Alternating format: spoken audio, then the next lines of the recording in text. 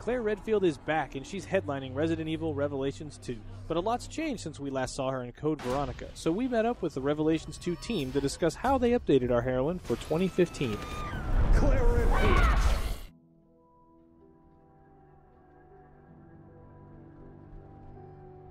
Clearly, she is older, and I think that factors into her design, but what we really wanted to focus on is the experiences she's had. It's less about the way she looks, and it's more internalized. So I think what we've done is we've tried to create a character that gives a sense that there's more to her than you might see on the surface, that she's got a lot going on inside as well.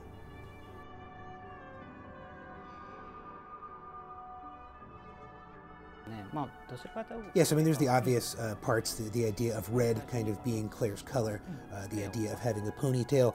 We kept those kind of elements that people would find familiar, but that's almost all we kept, really. We wanted to kind of recreate her from the ground up. We wanted to make sure that she fit in with this world. Claire's kind of unique in the Resident Evil universe.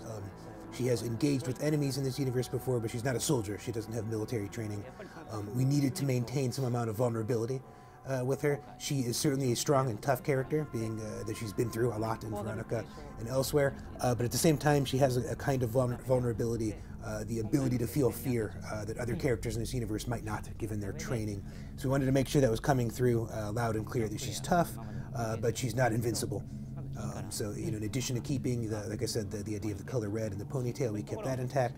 We kind of rebuilt the rest of her around these general character ideas.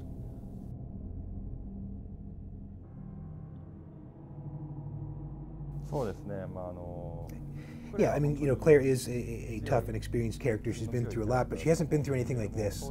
She's pulled out of the world of TerraSave and kind of thrust into this truly insane and crazy place, to the point where even for someone as experienced and as tough as her, this is going to be a challenging kind of situation. So, that vulnerability, I think, comes in the extremity or the extremeness of the situation that she's in.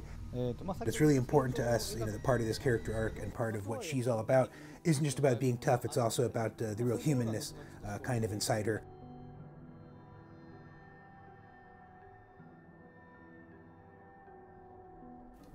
Yeah, so Moira, she plays a really important role in the game.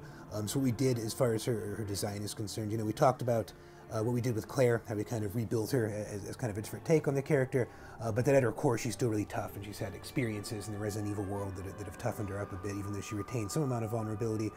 What we wanted with Moira, she needs to be more of a pure avatar for the audience who's playing the game. We want someone who is not just kind of vulnerable, but completely vulnerable, completely able to feel fear in the situation. The idea here is that she kind of acts as a counter to Claire, and that had to come across visually as well as gameplay-wise.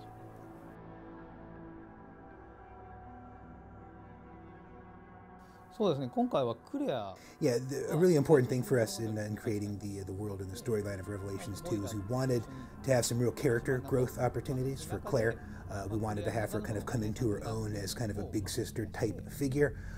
And Moira, for her part, actually, I mean, she starts out just terrified of what's going on, and she gradually, as the game goes on, she begins to get to know and trust Claire even more. She finds an appropriate role for herself. She knows how she can be useful, and she supports Claire throughout the story. So you'll see both of them. They each kind of have their own unique character arc, and they dovetail together very nicely as they go.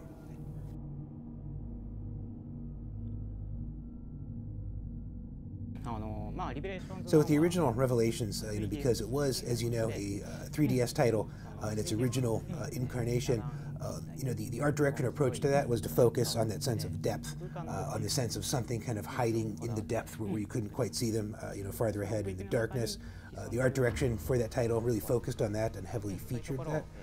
This time around, though, with Revelations 2, we're taking a different approach. This game is much more about human relationships. It's a little more kind of grounded in that sense. So the art design as well then is focused on the human characters a little more, and the horror that comes from humanity itself, and not just from things hiding in the shadows. This is more about things hiding in the shadows of the hearts of human beings.